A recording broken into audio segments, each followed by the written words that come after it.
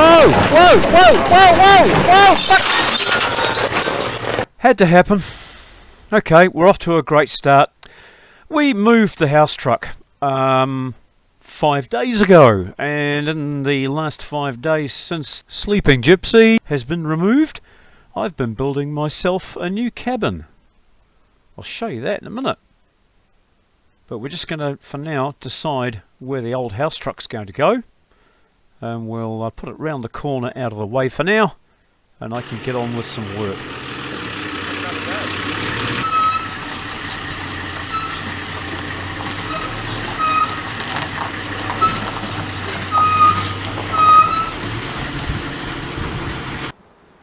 Of course, the first thing I had to do was reinstate the fence. This is where the truck was sitting. You can see vaguely on the ground how it sat previously on an angle to what I'm doing now. So we backed it out through the gap in the fence, and then I rebuilt the fence. That was day one, and here we are on day two. Actually no, this is day three. Here on day two I levelled the ground, cleaned all the rubbish away, and placed and levelled up all of the footings. Today it's day three, and I've got my pre-cut beams all cut to length, which is speeding things up immensely. And what I'm doing now is setting up the cross members at 1200 centres so that they intersect with the joins on the flooring sheets. Each one just gets tacked into place, no full welds until the whole thing has been set up. You can see how I'm using 2 clamps and a scrap piece of metal underneath, and that scrap piece of metal underneath ensures that everything's on the same level. All I need to do is check for 90 degrees and it's ready to tack.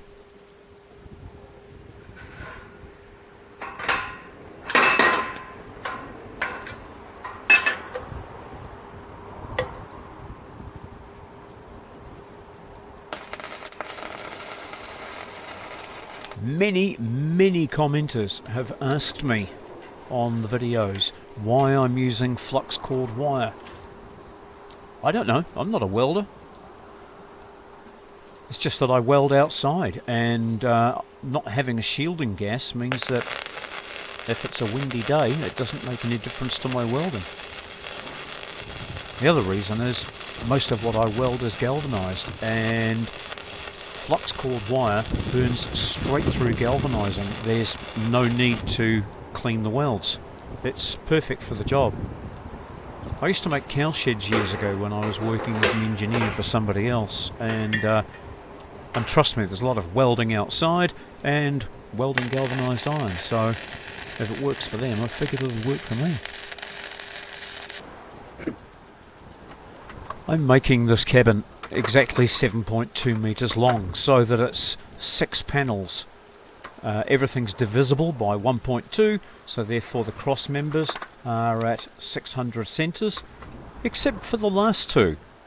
They have to be shortened by 100mm to allow for the thickness of the wall, because using this building system you don't put the floor down and then put the walls on top of the floor. You actually put the walls up first and then drop the floor into the middle. It's called a floating floor, and the idea of that is no thermal contact, so that there is no thermal bridging. On cold nights there's no way that cold air can travel up through the steel frame and migrate through the floor into the living area.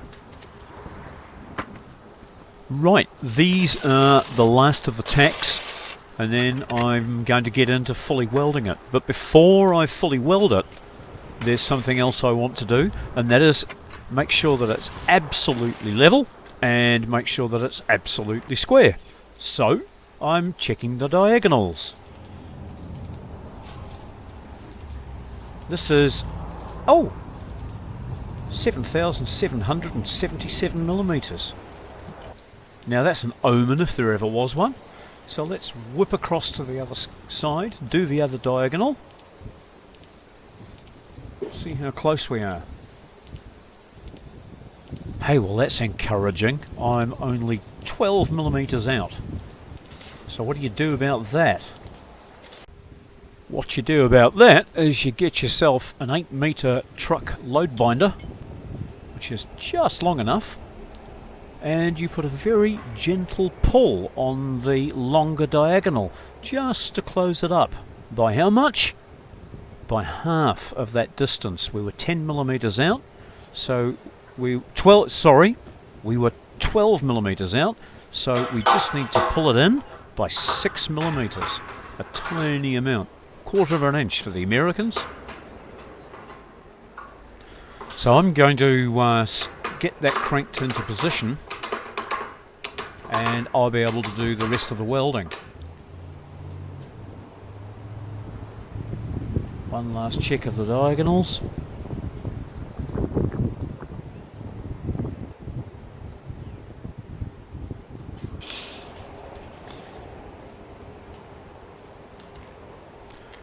Once it's fully welded, I need to turn my attention to now getting it absolutely level.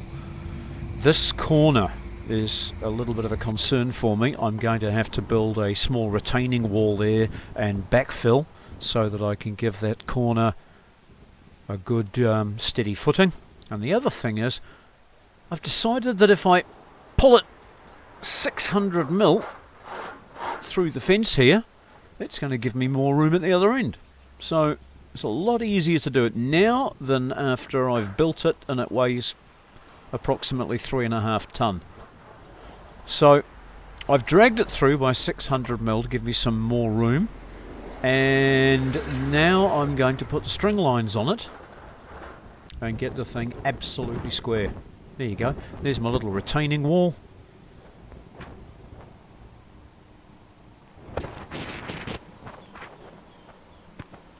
And I've put a couple of string lines on it. Now here's a trick that you probably don't know about. On a job like this, I'm going to be powering through the glue, so I use one of these. This is a sausage gun as opposed to a cartridge gun. Now the cartridge gun holds a 375mm cartridge, but the sausage gun holds a 600 milliliter sausage, which is almost double the amount, and they're the same price. So if you're the kind of person who's going to be doing a lot of gluing or filling, buy yourself one of these heavy-duty tradesman's guns and take advantage of the savings that you'll make by buying sausages instead of cartridge. Right, you can see that I've got it absolutely level, but the next thing I've got to check for is to make sure that there isn't a bow in it, and that's where the string lines come in. You can see we've got a gap there, and the same gap there, and the same gap there, and the same gap there, and the same gap there. Yep, that's good.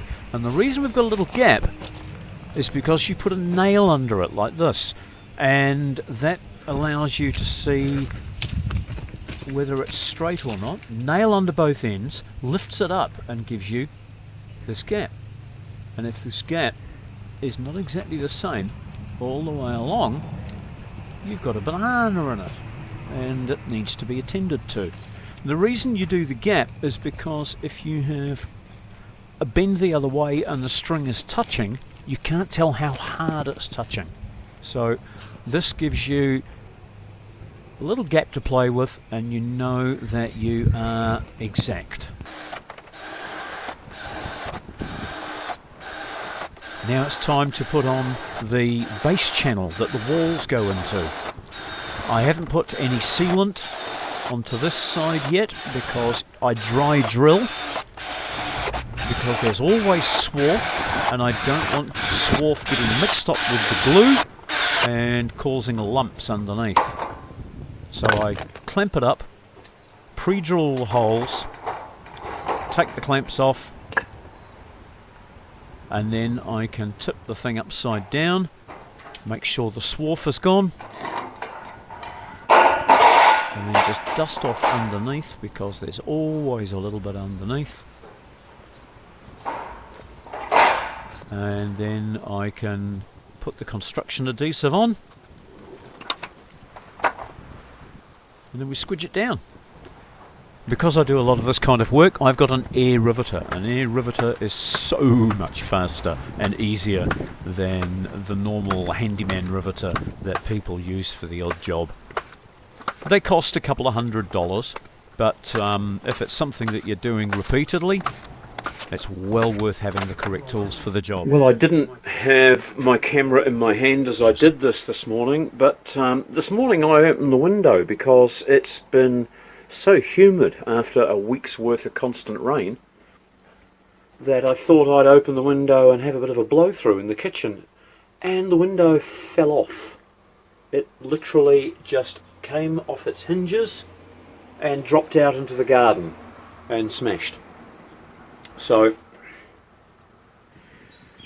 I've been investigating what's happened, and I did know that one corner of the window was quite rotted.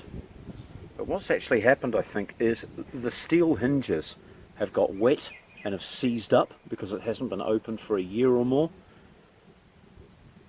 And because the hinges were seized, it pulled the hinge screws out of the wet timber, because it's been raining and raining and raining, and now I'm faced with not only broken glass but also a frame that is badly rotted. And I've got no skills in this area. I've never done any kind of joinery work, but I'm going to attempt to fix it. It seems that one part of the frame is repairable and the other part isn't.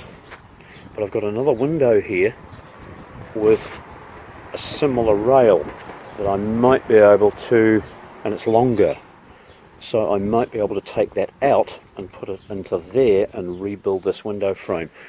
But I'm going to leave it to dry out, and I'm going to have a chat with a friend of mine who is my wood guru. Then we'll decide the plan of action.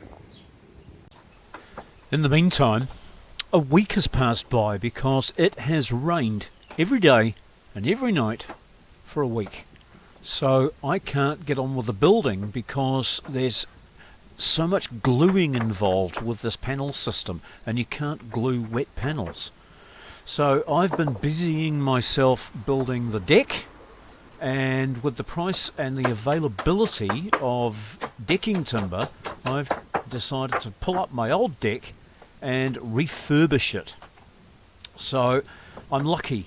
None of the old decking timber is damaged in any way. It just needs a good clean and a D-nail, of course. So I'll get all these nails knocked out, and then I'll hit it with the water blaster, give these a clean, and okay, the deck's going to look a little bit higgledy-piggledy because different colours will get mixed in, but I'll stain the whole thing when it's finished,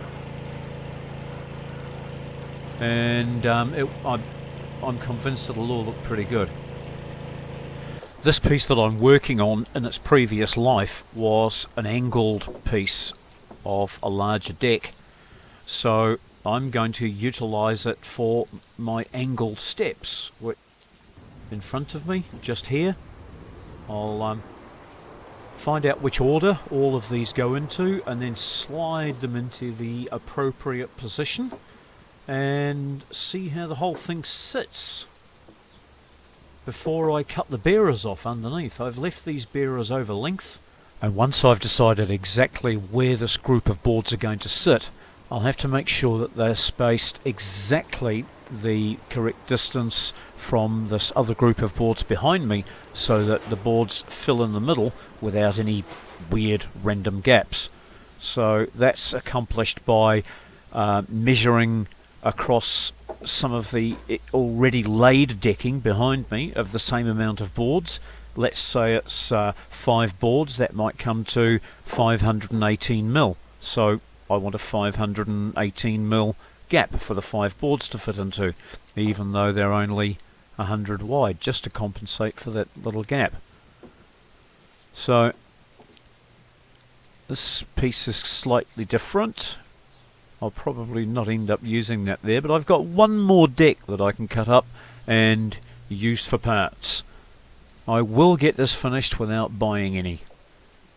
So we've had a week of rain day and night, and now we're told that we've got an ex-tropical cyclone due here tomorrow. So I've got no window in this hole. Do you like the shade that I rustled up out of nowhere? I happen to have that down in the shed, so I've just screwed that up while I've got no window. You'll see that I've got old pallets underneath a section of the decking.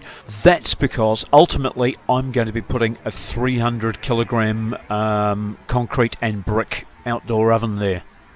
I can't wait to get started on the actual build.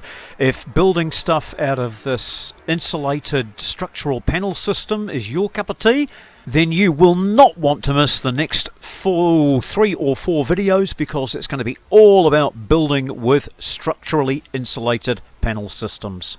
Perhaps you know somebody else who wants to build themselves a highly insulated and strong cabin. You could share this video with them. You've been watching Tiny House and Off-Grid Resources, the channel where we repair, recycle and remake. This will be